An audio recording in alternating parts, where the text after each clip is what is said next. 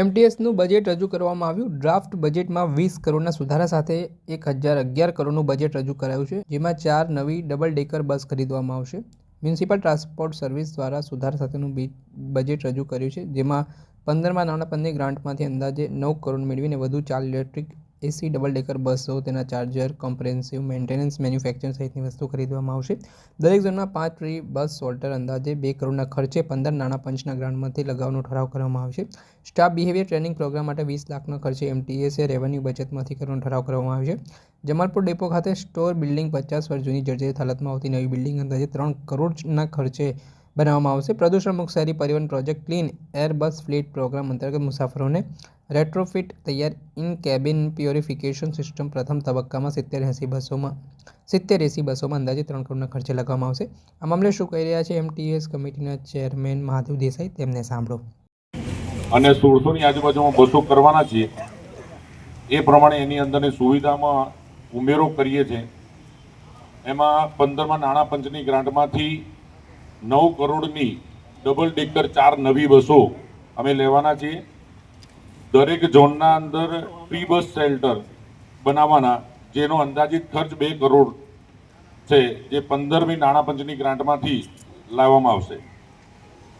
Staff behaviour training એક એવું ચાલુ કરવાના છે, જેનાથી કે સ્ટાફનું અને જે ડ્રાઈવર કંડક્ટરોના બિહેવિયર લોકો સાથે કેવા રહે એની ટ્રેનિંગ ચાલુ કરવાના છે।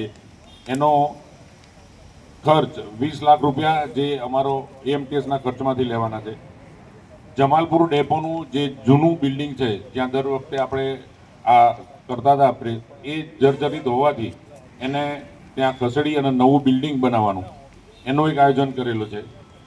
અને જે અત્યારે પ્રદૂષણની વાત ચાલે છે, પ્રદૂષણની એમાં નવી એસી બસોના અંદર જે પેસેન્જર બેસે એમાં જે એક પ્યુરિફાઈ મૂકવાના છે, એર પ્યુરિફિકેશન, જેનાથી અંદર જે સ્મેલ હશે કે બેડ સ્મેલ કે જે ના એ એના અંદરથી સાફ રહેશે।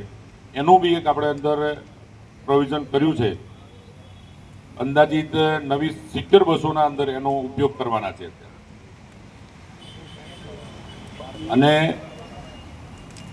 એઆઈ આધારિત જે નવી બસો આવશે એનું સંચાલન થાય એ પ્રમાણેનું એક નવું સોફ્ટવેર ડેવલપ કરવાના છે।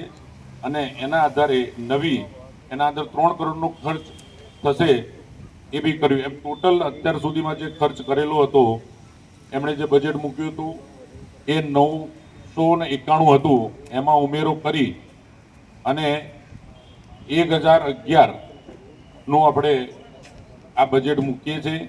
અને એના અંદર ટોટલ 20નું વધારે કરી અને 15મી નાણાં પંચના અંદરથી 17 કરોડ મળવાના અને સ્વર્ણિમ જયંતિ મુખ્યમંત્રી વિકાસ યોજનાની ગ્રાન્ટમાંથી 3 કરોડ મળશે। એમ ટોટલ 20નો સુધારો કરીએ છીએ અને આ ટોટલ બજેટ 1011 કરોડનું મૂકવામાં આવે છે।